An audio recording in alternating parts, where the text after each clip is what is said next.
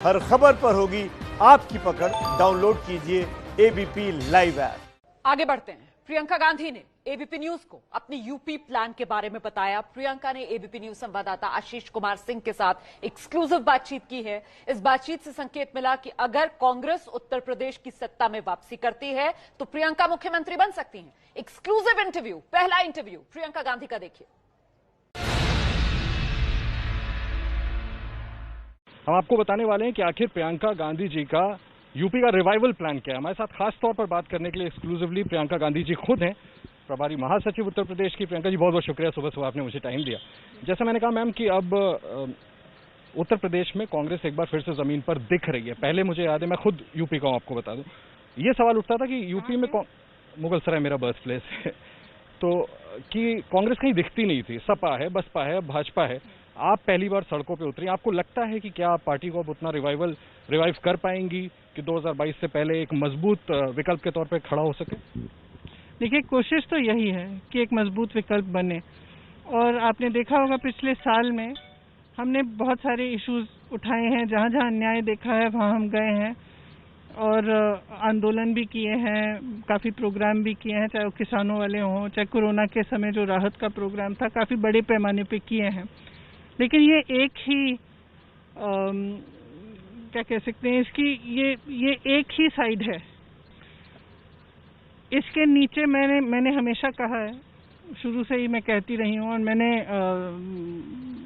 अमेठी रायबरेली में जब चुनाव संचालन किया तब भी मेरा यही अनुभव रहा कि ज़मीन पर जब तक मजबूत कार्यकर्ता नहीं है तब तक चुनाव लड़ना मुश्किल होता है। इसीलिए इसके साथ साथ ये सारे काम जो हम कर रहे हैं, जो आपको दिख रहे हैं कि हम सड़क पे आ गए हैं या हम विपक्ष बने हैं, इसके अलावा हम साथ साथ संगठन को मजबूत बनाने का बहुत काम कर रहे हैं।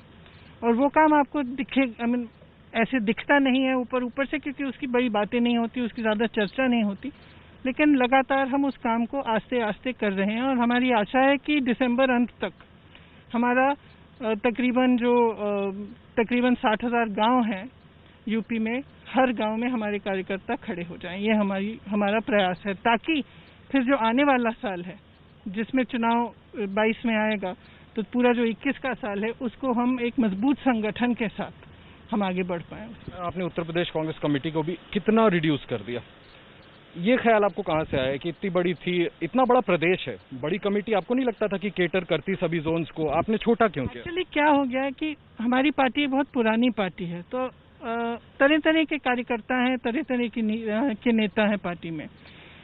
इसके इस जो विचार था कि हम इस कमेटी को छोटा करें, वो इसलिए था कि जो 500 मेंबर की कमेटी थी, एग्जीक्यूटिव कमेटी थी, तो एक तरह से निष्क्रिय हो गई थी। मतलब लोग बहुत थे उसमें, लेकिन कितना काम, कितनी रिस्पॉन्सिबिलिटी, जिम्मेदारी दी जा रही थी, कितनी जवाबदेही थी, वो पता नहीं चल रहा था। और आप खुद सोच सकते हैं कि 500 लोगों की जवाबदेही तय करना कितना मुश्किल हो सकता है।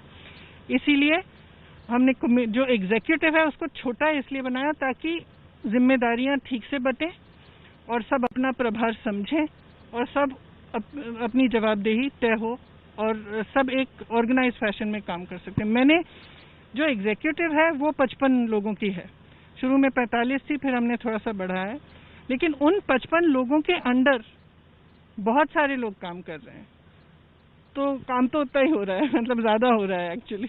मैम, जैसा मैंने कहा ना कि मैं उत्तर प्रदेश का हूँ, लोगों में बड़ी जिज्ञासा है उत्तर प्रदेश में ये जानने की कि दिल्ली से उत्तर प्रदेश की राजनीति कैसे चलेगी। क्या आप नहीं चलेगी? बिल्कुल।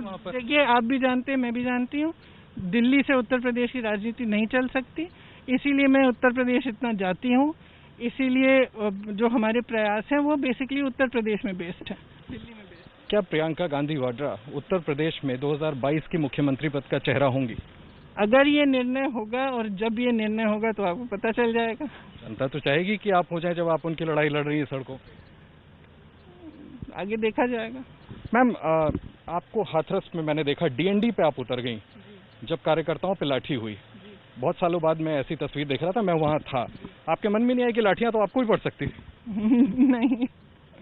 नहीं, मेरे मन में नहीं आया। मेरे मन में ये आया कि अगर पड़ेंगी तो ठीक है, लड़ लेंगे हम। आप ऐसे ही जुझारू रूप से लड़ते हुए दिखेंगे? हाँ। मैम, हाथरस में कोर्ट का फैसला आया है, माफ कीजिएगा, ऑब्जर्वेशन आया है, जिसको हम सुबह से अपने चैनल पे दिखा भी रहे हैं। सरकार का पक्ष ये कहता है कि हमने जो बॉडी जलाई उससे पहले परमिशन ली, रजामंदी थी पिता की। परिवार ने वहां जाकर के कोर्ट में कहा कि हमसे कोई रजामंदी नहीं ली गई, हमारी गाड़ी भी बहुत पीछे छूट गई थी, जो किया गया जबरदस्ती किया गया। कोर्ट का ऑब्जर्वेशन। जहां तक मैं जानती हूँ, जहां तक मेरी जानकारी है, जो परिवार कह रहा है वो सच है, क्योंकि जब हम गए वहां तो हमें भी यही कहा, मतलब यही उन्होंने यही बहुत स्पष्ट तरह से कहा कि न वो उस एम्बुलेंस में कोई परिवार का था और न उनकी सहमति से ये सब किया गया, इन्होंने स्पष्ट कहा। एडीजी लॉ एंड ऑर्डर ने वहां पर कहा था, उन्होंने ये भी कहा कि मतलब उन्होंने जब बॉडी आइडेंटिफाई की तब पिताजी को अस्पताल में शायद बॉडी दिखाई गई, उसके बाद किसी परिवार वाले ने देखी नहीं। Ma'am, ADG law and order ने कहा कि रेप नहीं हुआ, फॉरेंसिक रिपोर्ट के मुताबिक। उनको भी कोर्ट से फटकार पड़ी कि आप ये क्या बात कर रहे हैं, आपको कानून मालूम है क्या? तो आपको नहीं लगता कि यहाँ पर अब सवाल बड़े गंभीर उठने शुरू हो गए? देखिए, गंभीर सवाल तो उठेंगे ही हर पक्ष से, क्योंकि मामला एक गंभीर मामला है। एक बच्ची के साथ ऐसा हुआ, उसके परिवार के साथ भी बहुत ही क्रूरता से जो सरकार के एक्शंस रहे उनमें इंसानियत नहीं दिखी, तो सवाल दोनों साइड से उठेंगे। तो सीबीआई जांच कर रही है, देखते हैं उस जांच में क्या निकलता है। फिर सीबीआई, ये मैं पूछना चाहता था मैम कि जब सीबीआई की जांच में एक बात कहना चाहूंगी कि देखिए, महिलाओं पर अत्याचार बहुत हो रहा है, बहुत ही ज्यादा अधिक हो रहा है यूपी में। हर रोज कोई ना कोई, और ऐसा कोई मतलब इतने जो हमले हो रहे हैं महिलाओं पर, उनकी आपने देखा है, हम सब जानते हैं कि किस तरह के हमले हो रहे हैं। इस बीच महिला को दोषी ठहराना, उसके चरित्र पर सवाल उठाना, ये एक बहुत ही बुरी प्रथा है, ये नहीं होनी चाहिए।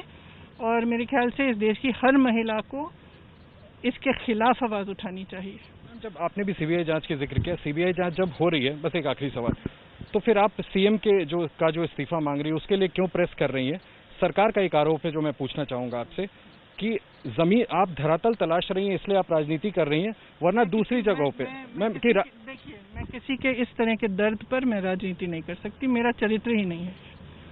अब आप माने नहीं माने, मेरा चरित्र ही नहीं, मैं कर नहीं सकती। आपको उम्मीद है 2022 को इतनी चोट पहुंची है, जब उस लड़की की माँ मुझसे गले लग के रोई है, तो आप कैसे सोच सकते हैं कि मैं उस पर अपनी राजनीति करूंगी, अपना बढ़ावा करूंगी?